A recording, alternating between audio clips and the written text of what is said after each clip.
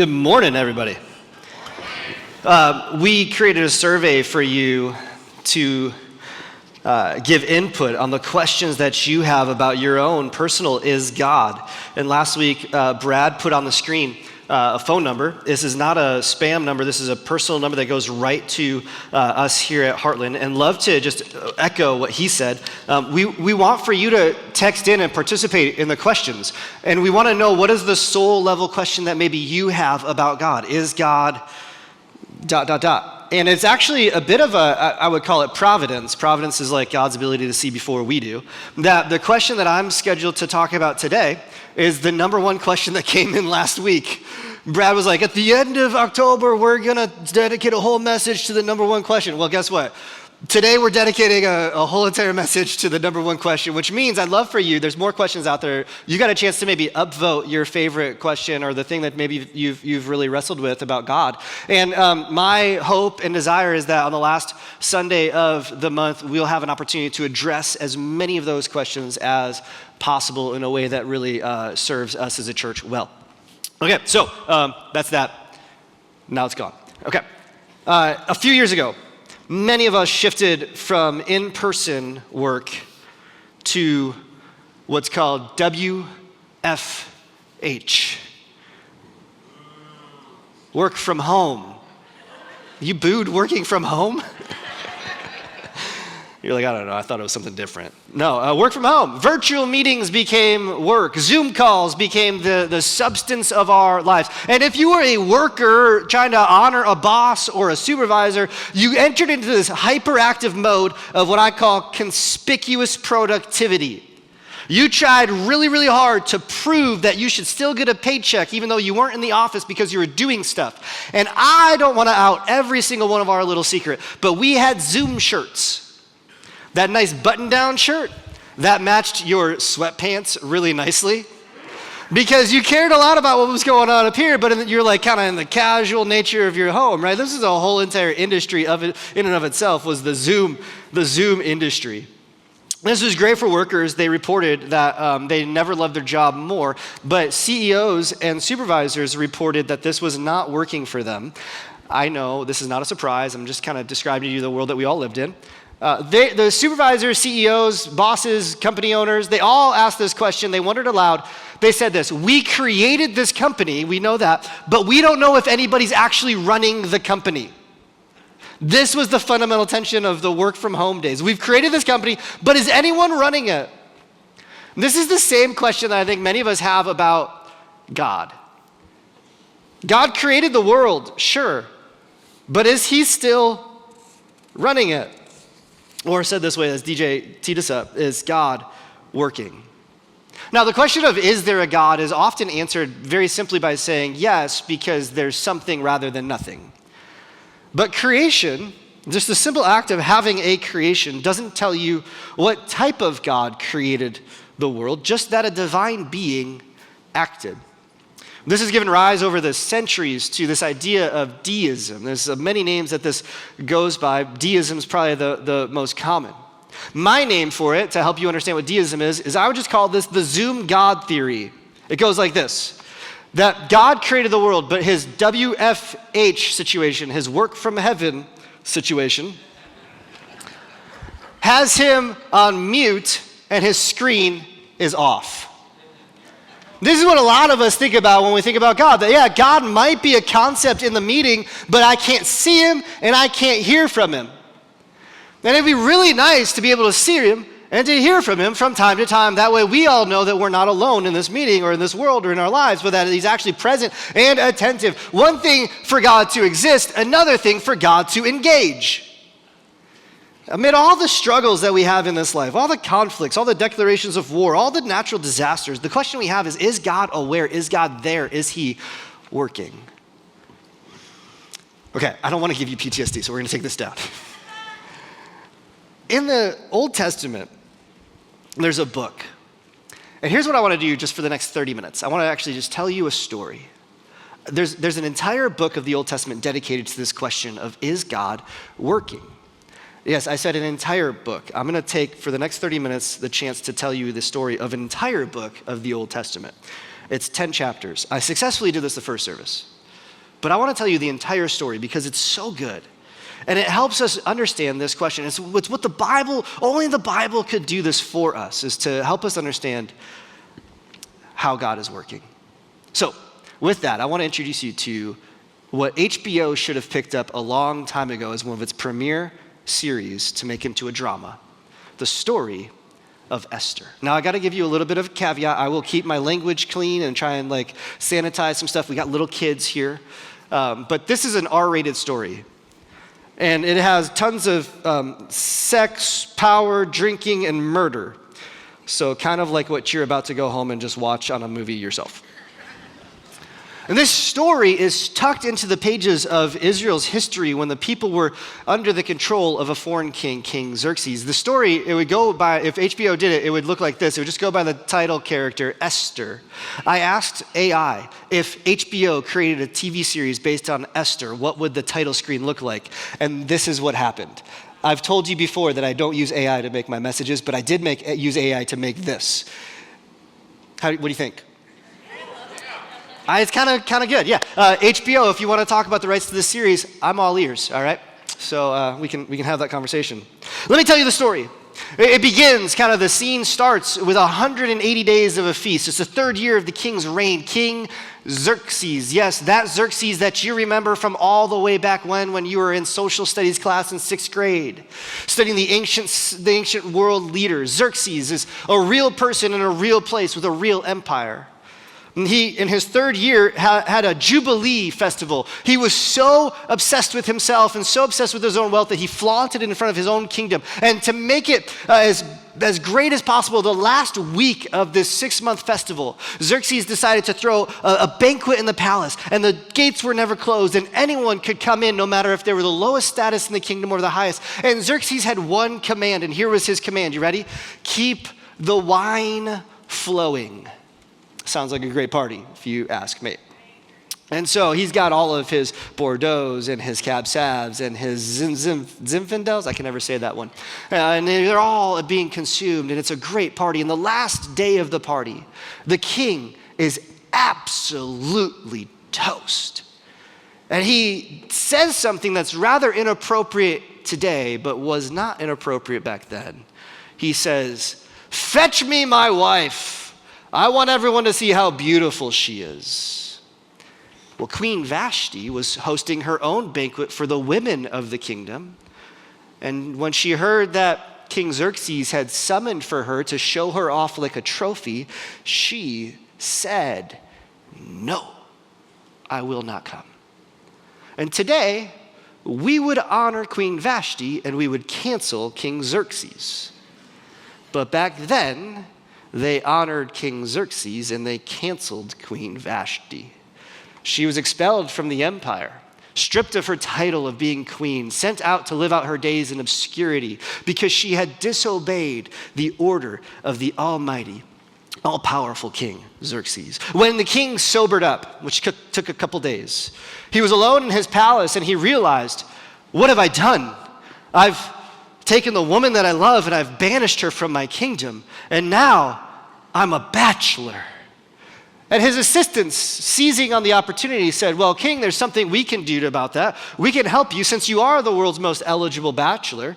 Why don't we have a contest in which we gather very beautiful women from around the country, bring them to you, and you could go on dates with all of these women to see if you can find true love." I kid you not, this is in the Bible, it's in Esther. You should look that up. That is not a script from ABC.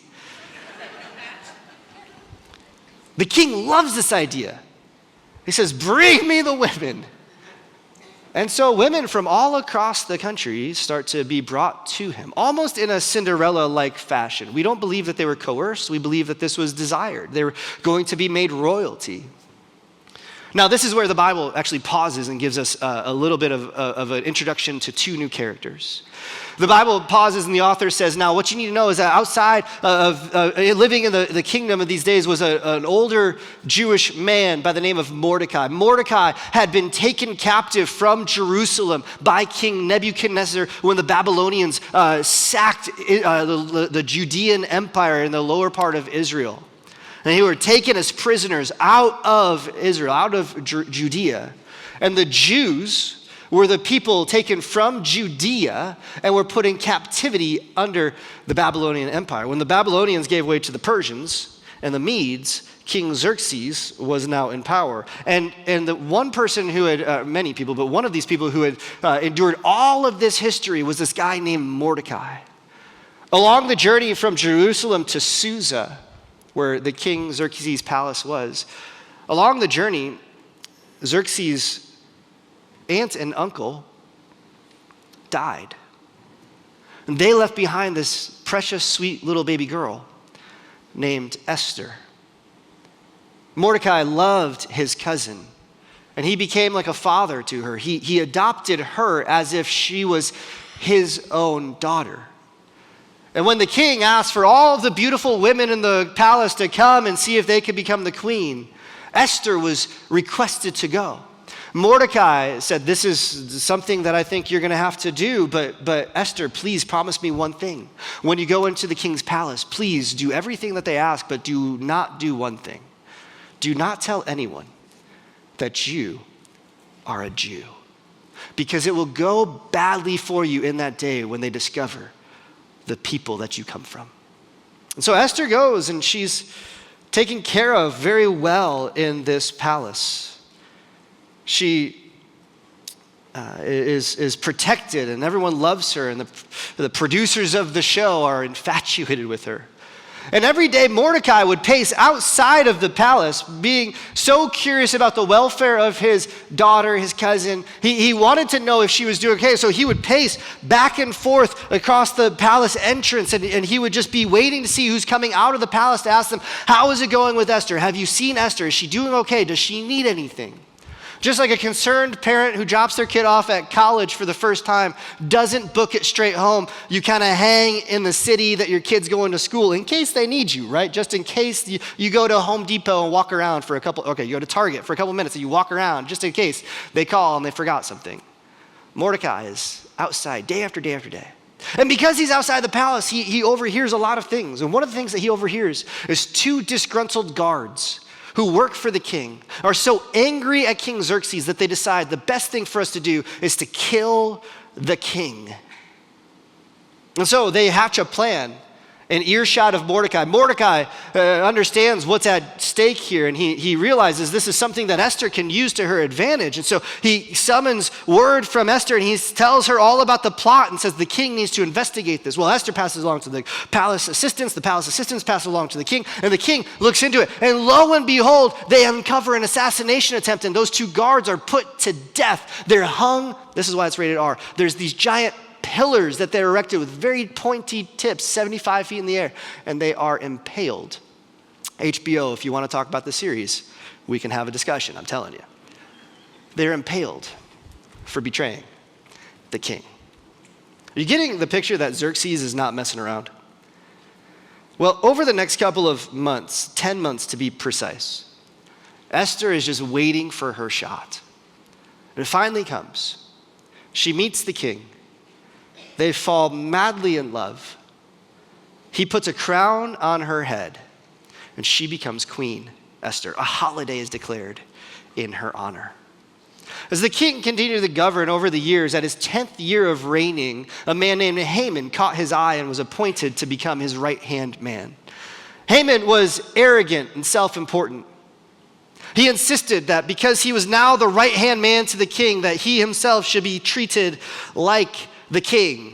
And he insisted that everyone else in the kingdom bow down to him, that he would be so revered in the palace that he would be treated like the king, that when he walked by, everybody would genuflect. They'd bow down to Naaman, even though he wasn't the king. He would be respected. And everyone in the kingdom had no problem honoring Haman, except for this Jewish man standing outside the palace doors named Mordecai. Mordecai would never bow. And though all the officials at the entrance who knew Mordecai by now asked him, why don't you ever bow when Haman comes? You know that's King Xerxes' second in command. Why don't you ever show him respect? Mordecai would never answer them or give them reason. He just refused to bow. And this bothered self-obsessed Haman. It bothered him so much that Haman decided the best thing I can do is plot my revenge. And so he wasn't just angry at Mordecai. He found out that Mordecai was of this group of people living in the kingdom called the Jews. And he hatched a plan.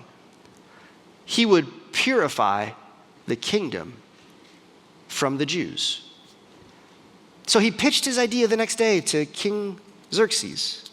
He even said, "King, I have so much silver in my own coffers. I will pay personally to all of my silver to you so that you become rich and our kingdom is removed of these people who are different from us."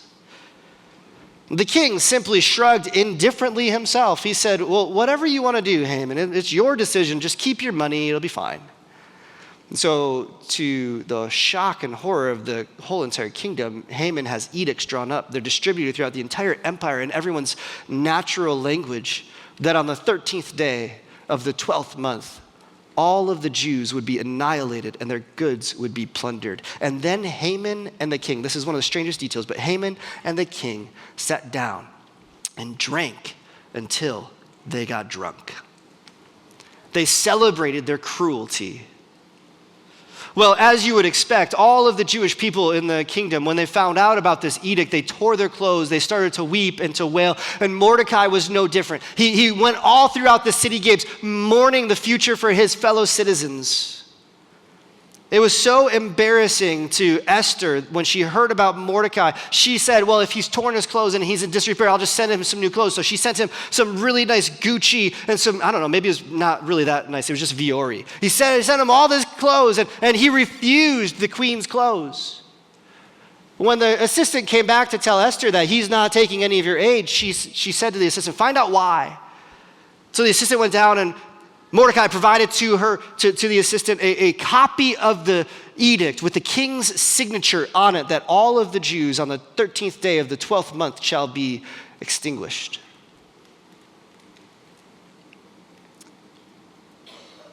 Mordecai sent back word to Esther saying, you need to go beg to the king for mercy. And this bothered Esther because for some reason she hadn't seen the king in about 30 days. And anyone who visited him without being invited was put to death. When she sent word to Mordecai about this predicament, this is what Mordecai replied to her with. He said, don't think that because you are in the king's house that you alone of all the Jews will escape. For if you remain silent at this time, relief and deliverance for the Jews will arise from another place, but you and your father's house or father's family will perish. And then he says this, who knows that but for such a time as this, you have come into a royal position. Esther thinks about this for a moment. She agrees, but she first asks Mordecai, would you fast for me on my behalf for 3 days? This is what the Israelites would have done for many crisis moments in their lives. At the end of the appointed time, she would go to Xerxes with a request. It's this moment where Esther says her famous line from her story. She says this, if I perish, I perish. Well, when the time came, Esther put on her queen's robes. She stood in the midst of the king's court, heart probably pounding, hoping that he will receive her. And to her relief, the king summoned her to himself and says, what is it, my darling? I haven't seen you in so long. What do you want? What can I give to you? You can have half of my kingdom. And Esther, knowing that the king had certain weaknesses, said to him, well, before I tell you what I want, why don't we have a happy hour with Haman? And the king said, great, I'll invite him. And Haman came at once, and Esther, working her magic, got them both totally smashed. In the middle of it, the king goes, Esther, my beloved queen, I'll give you anything that you want, even up to half of my empire. What can I give to you? And Esther says to the king, well, the time is not right just yet for me to make my request. But I'll tell you what, why don't we do this again tomorrow? We're having such a great time. Why don't we just do this again tomorrow? And the king and Haman looked at each other and said, absolutely we will.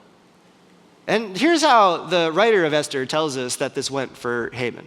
Haman went out that day happy and in high spirits, which is Bible language. Well, you know that's Bible language for. When he saw Mordecai at the king's gate, and observed that Mordecai neither rose nor showed fear in his presence, he was filled with rage against Mordecai. And this begins the central series of drama in the story that unfolds something like that of the movie The Godfather. That evening, Haman goes back to his family and friends, and he talks about how successful he was, how of all the people in the entire kingdom, only he was allowed to dine with the king and the queen that day, how he's finally made it. And everyone in the kingdom respects him, except for this one guy, this terrible, wicked guy named Mordecai. And Haman's family and friend, they spoke up and they said, well, Haman, you're so powerful. Why do you tolerate this? Here's what you should do.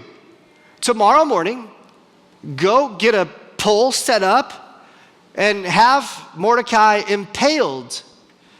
And then you'll be able to go to the feast happy. That's literally what the Bible says, those words.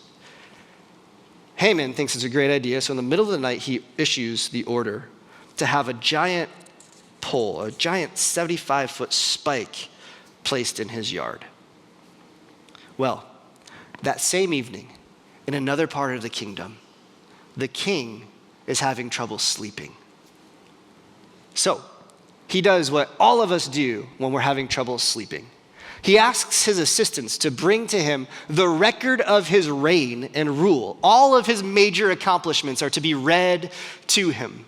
This is supposed to help him go to sleep, and it did not work, because at some point the assistant starts reading and gets to the point where this Jewish man named Mordecai overhears this assassination attempt by 2 guards to overthrow the king, and how Mordecai sent word and the king found out about this plan and saved the king's life. And in the middle of his sleepless night, angsty about everything, the king stops the reader and says, well, what happened next?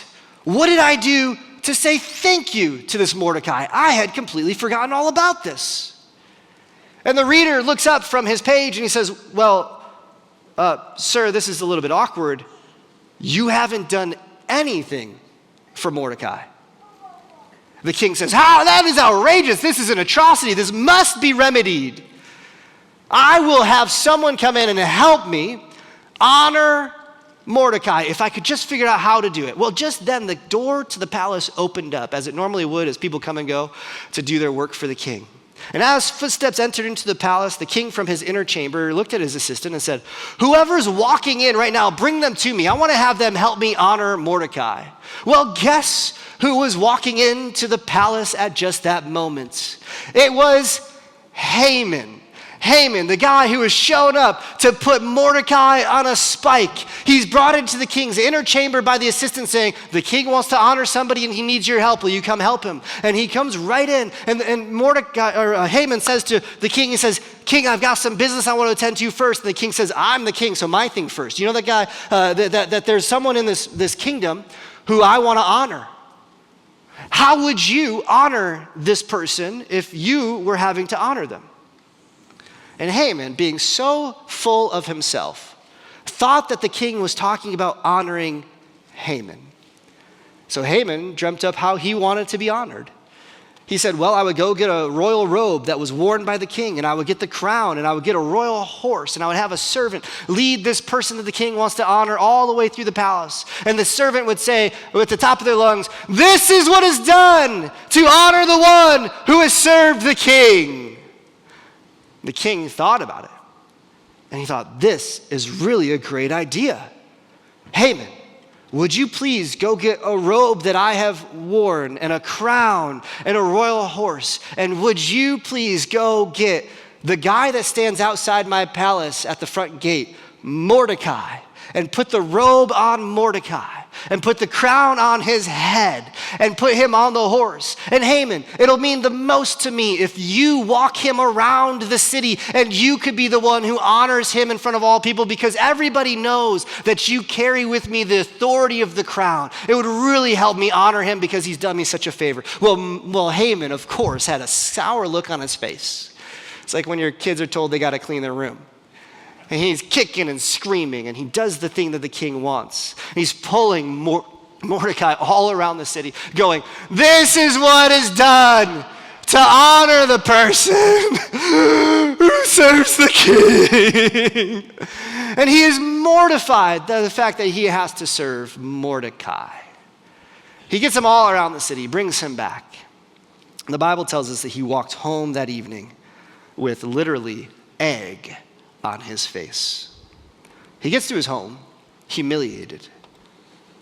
And the banquet hosted by Esther is about to begin, and the king's people come and they whisk him away. He barely has any time to talk to his family and friends and tell them about how atrocious the day went, how nothing happened according to plan. Instead of killing Mordecai, he had to honor Mordecai.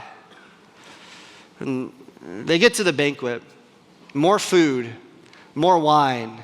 Finally, the king asks Esther the question, Esther, my darling, what is your petition? What do you need? And Esther finally has the gumption at the right moment, right here, right now. She says this. She says, well, if I found favor with you, your majesty, if it pleases you, grant me my life. This is my petition. Spare my people. This is my request. For I and my people have been sold to be destroyed, killed, and annihilated. She goes, there's a wicked plot to kill all of the Jews, and you don't know this, O king, but guess what? I am a Jew. The king goes, what? And Haman goes, what?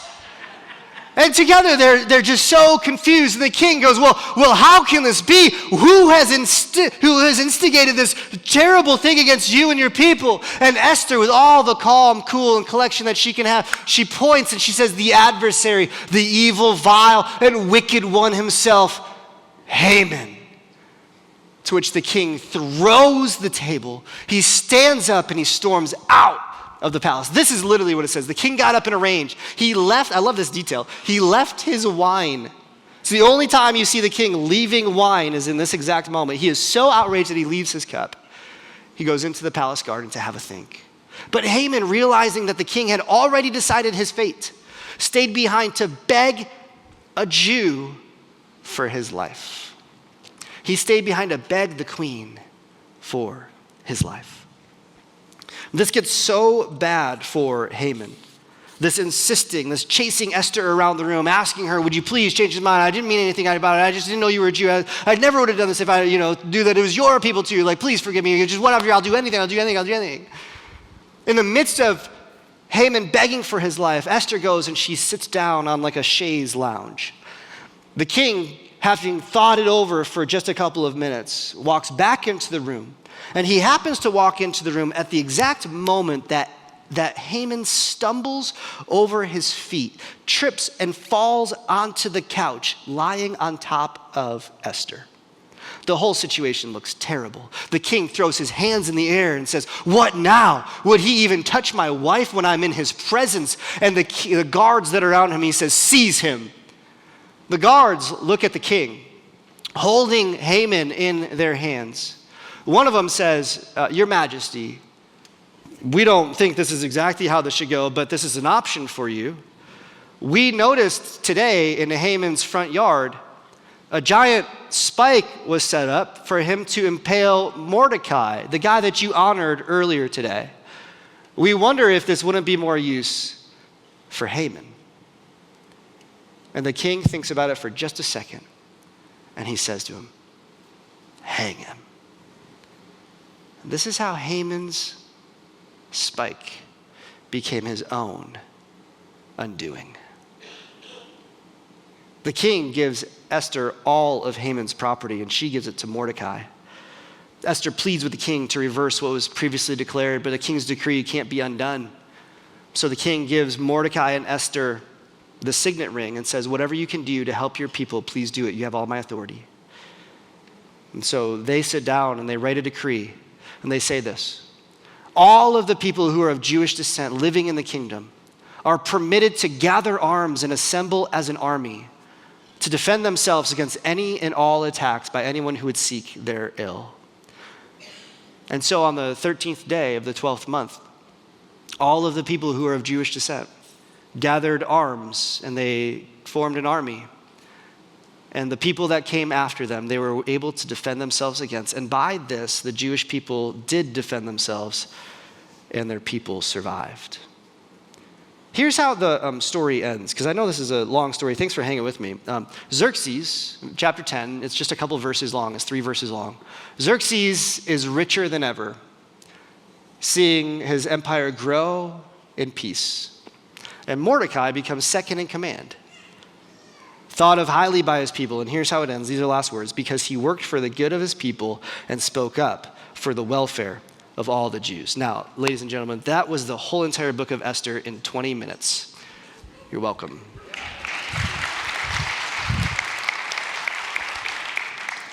Here's the question, because our time is short. The story actually makes the point today. Who's the main actor in this story? Who's the one that does all the work in this story? If you were going to go through this and try and break it down, you might think Haman is just the villain, so not him. The king is a central figure for sure, but he's not of consequence. In fact, the king is more like a sitcom dad from the 90s.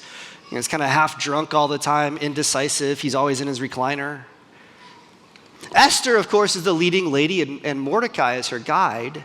But the two of them are at an impasse for how they could even be of consequence to their people. Both of them fall in the mercy of another. So in the final analysis of the story, who is the main actor? The answer is surprising. It's the guy who is on mute and whose camera is off. It's the guy that you never hear talked about. It's the guy that is never talked to. It's the guy who is never seen.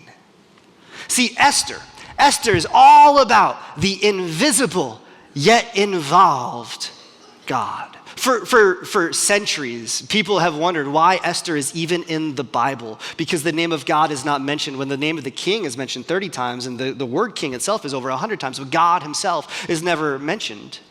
The reason that Esther is in the Bible is because it is the greatest answer to the question, is God working, that the Bible can present for us. My grandpa was an author and pastor. His name's Warren Wiersbe. He wrote it this way. He said that in Esther, God's not hiding, he's just hidden.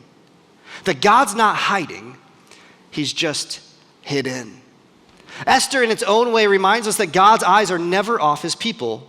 His power is never far from our lives. In fact, in this story, God has his way, but he never violates the freedom or the free will of the people who are acting. In fact, Mordecai gives us the closest hint in the story when he says this to Esther. He says this. He says, if you don't do anything about this, relief and deliverance for the Jews will arise from another place. Mordecai shows us that as an old elder statesman who is a person of God, a man of God. He believes in the promises of God, that he will care for his people regardless of their dire situation. That help will arise from another place because God will cause it. And then he punctuates his faith with this curious question towards Esther. He says, who knows, but that you have come to your royal position for such a time as this, that there's some purpose that you've been given here in the midst of this moment, that you should use your position to help your people. This is a challenge of the question, is God working? Because the answer is clearly yes. God is at work in a million hidden ways in this world. But what Esther invites us into is to answer the question, how does God work? And I just want to give you 3 words before we leave from here today. These 3 words are with, in, and through. First is this: God works with his people. I mentioned earlier that to answer this question, a creator created the world, but deists believe that maybe he stepped away and is no longer involved in this creation. They call this the clockmaker theory, where God is a clockmaker. He created a finely tuned device and he turned it on its own power, and then he just stepped away. In this version, God is just above his creation and he's apart from his creation. But the record of Scripture, and if we're honest today, the story of our own lives, is that we have a God who is not just a designer, he's personally involved in our daily lives. God is with us. The Christian doctrine that's essential for all of us to understand and lay hold of in this world and therefore in our own lives is actually this. This is really critical for us. I want to give you a big fancy word. It's the word imminence. Imminence. You can impress all of your friends. Imminence. It's not imminent, meaning something is destined to happen, like what's going to happen today to the Broncos. But imminence is that God is present and involved with his creation. God is present and with his creation. In transcendence, God stands above his creation. We don't have any problem with that God is above us. We're good with that. But we struggle with God's immanence, that God is with his creation. But this is what gives us the hope of Emmanuel. The same word, Immanuel, that God is with us. This is the message of Christmas. This is why Jesus is called Emmanuel himself, because he came as God with us. God is an immanent God. When we grasp this dynamic that God is a participant within his own world, it changes everything for you and me. That means that in every situation that you and I face, whether it's life-threatening or confusing or despairing or even hope-filled, that all of the options behind these doors that we have no idea how they work out, we must believe that God is at work in all of them. It seems that God is hidden. We know better even when it doesn't feel better. And this is the hope, is that there's no situation that we face that God doesn't already have keen knowledge of, and there's no circumstance that's beyond God's care. I know I told you a long story and kind of have you in this like listening phase, but I'm going to say that one more time because that was like really good news. It means that there's no circumstance in this life that God doesn't already have a keen knowledge of or that is beyond his care. We need to know that. In fact, God is working to bring about the fullness of his plan at all times, that heaven would come to earth and the world would know the glory of God. This is what Paul says in the New Testament, Ephesians chapter 1. It says this, that we were chosen, we're predestined according to the plan of him who works everything in conformity with the purpose of his will. That God is moving us into faith so that we could know him and his will might be done on earth.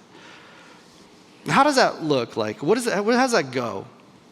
How does God do this? How does God be with us? Well, he's with us this way, working in us and through us. God works in us, of course, we know this. God is working in you to grow your character and your faith. In the true story of Esther, Mordecai grows in faith as he sees God deliver him and his people again and again. What Mordecai knew was true of God, that he delivers and protects and guides his people. He knew that it was true of God when the Israelites escaped Egypt on dry land through the Red Sea. He knew that it was true when God brought bread from the sky and put it before them in the wilderness. He knew that it was true when God gave them land and even though another king had taken rule over them, he knew that God's promises were not in jeopardy no matter the circumstances that he was facing. And Mordecai's faith believed God, and because he believed God and because God delivered, his faith grew. Esther grew in faith as the Lord protected her in the palace and gave her favor with the king when she needed it. You know, Jesus says that God's growing you in faith through the hard trials of life. He says, you know, you who are worried about many things, you look at the birds of the air and the flowers of the wilderness and you realize that God loves them and provides for them, but he loves you even more because you're a child of his. And so if he cares for you these ways, is he not going to be more involved in your own life? There's supernatural provision that God works in us. But there's something crazy about this story that has really haunted me. And the real burden of Esther isn't, does God have the capacity to intervene in history? But it's the reality that when God intervenes in history these days, he often chooses to intervene through us. You know, God's favorite tool to build with is people. I'm going to say it this way. God's favorite instrument of change in the world is us. I expect God to impose his way in the world, but the way he works is by inviting us to connect his resources with our human needs. This is what ministry is. I, as a minister of the gospel, my job is to connect the divine resources that God has given us with your human needs so that your life can be growing in the knowledge of God. In the New Testament, every follower of Jesus is given a ministry. Every follower of Jesus is called to meet needs of people, to connect God's power in heaven here on earth. Because Jesus has given us a ministry, we see that God is at work through his people. I want to just ask you this question as you leave today. How is God working through you? How are you letting God work through you? Is God working through you? This is really the question, isn't it? Not, is God working? Is God going to interrupt my life? Is God going to turn this all around and make this better? But the invitation that we all have is actually not to just wait for God to make it better, but to actually step up into the game and to work with God to let him work through us. God is calling us not just to spectate the way that we think he's spectating, but to be active the way we think he's active. Let me show you how this works. You have received a promotion or a new job. You didn't know how it was going to go. You didn't know where it was going to be, but you just received it, and it's great. You're pumped. It's a job that maybe you would have looked for. What position have you been elevated to? And perhaps it's for such a time as this. What resources do you have at your disposal? Like, what do you have that you can use to bless the people in your community with? What injustice are you privy to that, who knows, you might have been put in this position to bring a solution to for such a time as this? You see, God is at work, working through you, and he's inviting all of us to be a part of what he's doing. And I think if you don't have a great answer to how you're letting God work through you, there's just a posture that I want to present to you that you can take to be used by God. Esther teaches us that we ought to cultivate curiosity about God's activity. My greatest lesson from Mordecai's encouragement to Esther are the words, "Who knows? Who knows?" He goes, "Who knows? Maybe this is why you're in this position." This past week, I saw some friends when I was out of town. I was back in my former town, and I saw some friends, and the day before, they hit a deer with their car. It was devastating for the car and the deer. And my friend looks at me, and they're down to one car now, like first world problems. But they're down to one car, and she looks at me, and she goes, "Well, maybe God, who knows, maybe God knew something about our car that we didn't know yet, and he's helping us get a different one." In my cynicism, I said, maybe God knows something about that deer too, I don't know. And as I read Mordecai's words to Esther this week, I just remembered that conversation, that who knows, maybe, what is God up to? And far too often, I think you and I go through life assuming that God is up to nothing, so we're not curious about what he's up to. But curiosity about God's activity is the one thing that turns our obstacles into opportunities for God to show up. I'll say that again, if I can. The moments in our life when we don't know what God is up to can become an opportunity for us as opposed to an obstacle if we just simply ask the question, "God, I don't know what you're up to, but maybe you're up to something in the midst of this." It can turn around the most dire situations where you know what you have to go through is going to be hard. And yet you know that God might be bringing you through. God might be bringing you through something incredibly good. Would you just work with him? Let him work through you. I talked to a man from Heartland today who has to have procedures done to help his body keep living. And he said, maybe I just get to be a light in the hospital when I'm there. I just get to tell jokes and make nurses' lives better. And I thought to myself, that is a great example of someone who is curious about God's activity. But Esther also shows us that we can't just be curious, we got to commit courageously to serve other people. Commit courageously. Esther had this moment where she had to say, if I perish, I perish, but I'm willing to do the hard thing to be a channel of God's grace in the life of my people. We have to be ready to help when the time is right, even if it costs us something. I don't know if you need to take some PTO off your job to help people out, or if you've got to have a hard conversation with someone in your family. You may need to risk something comfortable in your life to ensure the needs of someone else. I think that's absolutely true of those of us who have resources. But here's what's true, is that God positions people to humbly serve other people. This is what Paul said in Ephesians. He said that we're God's handiwork, created in Christ Jesus to do good. This is our purpose. For what purpose have you been created today in this world? Is to do good works which God prepared in advance for us to do. We need to courageously commit to walking into those and carrying them out. And then here's my last thing that I learned from Esther, is that when it feels to us that God is not aware of what we're facing, when it feels to us that all of the world is falling apart and that we're facing our doom and our demise, when we don't have a plan forward, we do what Esther did.